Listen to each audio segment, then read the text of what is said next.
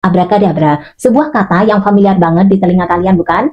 Biasanya kita mendengar kata ini diucapkan oleh seorang tokoh saat dia akan melakukan hal ajaib. Kayak Patrick yang mencoba buka pintu rumah Sandy yang lagi betul.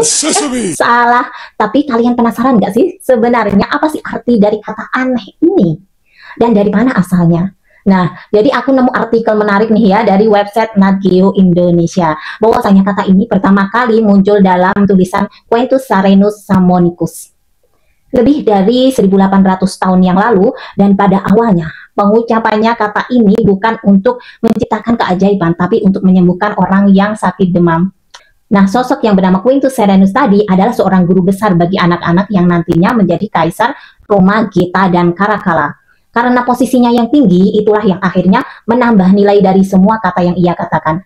Dan mungkin jika saat itu kata abrakadabra tidak diucapkan oleh dirinya, maka kata ini tidak akan dipercaya oleh siapapun. Nah, mantra ini tidak semata-mata hanya diucapkan dan sang pasien akan sembuh. Tapi ini dituliskan dalam bentuk segitiga yang mengarah ke bawah di sebuah benda yang nantinya akan berfungsi sebagai jimat. Bagi siapapun yang mengenakan jimat itu, maka demam mereka akan sembuh. Dalam penelitian lain, abrakadabra juga muncul dalam papirus Mesir yang anehnya ditulis dengan bahasa Yunani. Dalam versi itu, huruf vokal di awal dan di akhir kata abrakadabra dihilangkan di baris berikutnya, dan seterusnya. Bagi para penganut ilmu sihir Yunani kuno, alasan dibalik penulisan mantra berbentuk segitiga terbalik tersebut adalah untuk membentuk simbol anggur atau hati. Pada saat itu, memang masyarakat Yunani masih sangat percaya jika datangnya penyakit adalah hasil dari roh jahat yang menempel di tubuh mereka. Nah, untuk menghilangkan roh jahat itu, mereka butuh jimat yang akan mengusir para roh itu.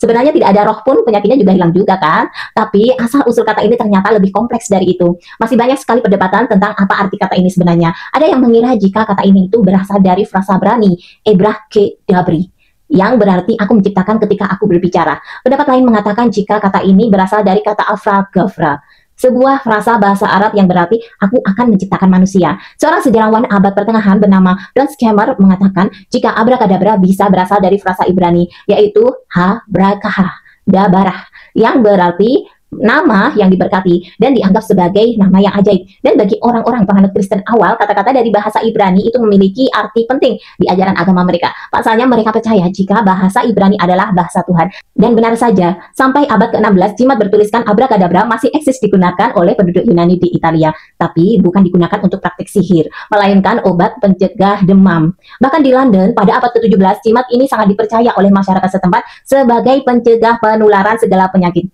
Kenapa? Ya, karena itu masyarakat abad pertengahan percaya penyakit datang bukan karena kehendak Tuhan, tapi ada roh jahat yang masuk ke tubuh mereka. Aneh. Iya, ya emang aneh sih. Tapi pada akhirnya, kata abrakadabra harus kehilangan jati dirinya sebagai obat demam pada 1800-an. Saat itu kata ini muncul dalam sebuah drama panggung karya William Thomas Mincrief. Di situ ada abrakadabra digunakan sebagai mantra ajaib yang diucapkan oleh seorang pesulap sebelum dia melakukan keajaiban. Kemudian muncul ke yang lain sampai detik ini. Abrakadabra lekat sekali diucapkan oleh seorang pesulap saat mereka melancarkan aksinya. Iya, kecuali Pak Tarno sih, beliau malah bim salah bim. Jadi apa? Prak prak prak. Tapi ya udahlah. Yang jelas walau kita tahu tujuan pengucapan kata ini untuk apa, tapi para sejarawan masih bingung apa sih makna asli dari kata ini dan kenapa seberpengaruhnya itu kepada semua orang, walau mereka tidak tahu apa artinya. Semoga terhibur dan untuk waktunya, terima kasih.